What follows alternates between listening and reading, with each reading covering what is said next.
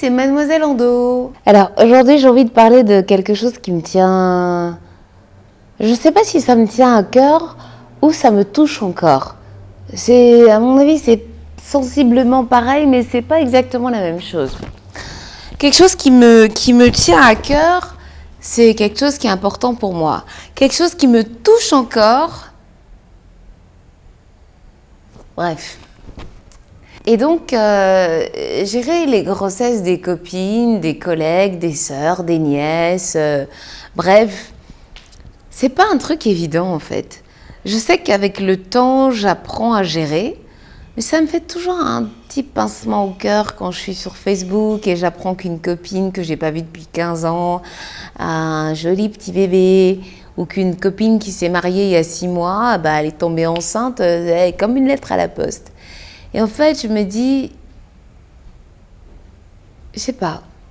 Je me dis, oui, j'aimerais bien enfanter.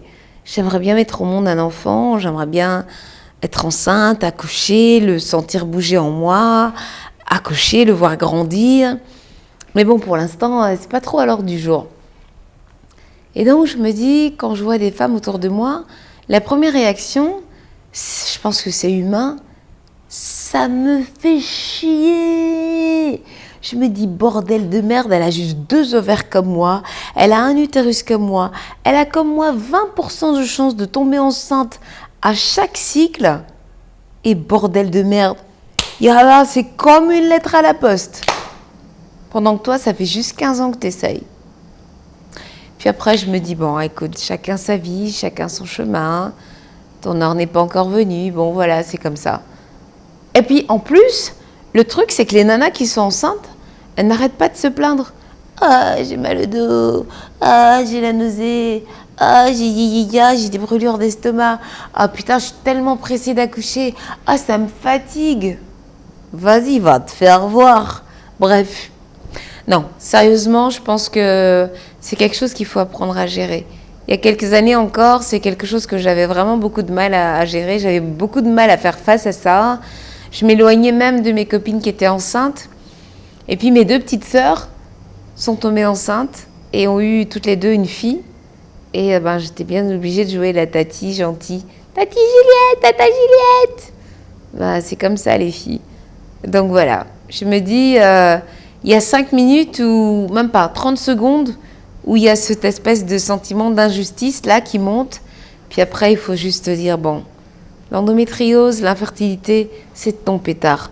Pendant ce temps, le monde continue de tourner. Ok, les gens continuent de faire des bébés. Et les femmes qui n'ont pas d'endométriose, il n'y a aucune raison qu'elles ne tombent pas enceintes et qu'elles n'accouchent pas. Et donc, voilà, je pense qu'il faut avoir la sagesse et le recul nécessaire pour être heureuse. Je suis heureuse pour mes sœurs qu'elles aient des enfants. Je suis heureuse qu'elles aient eu des filles.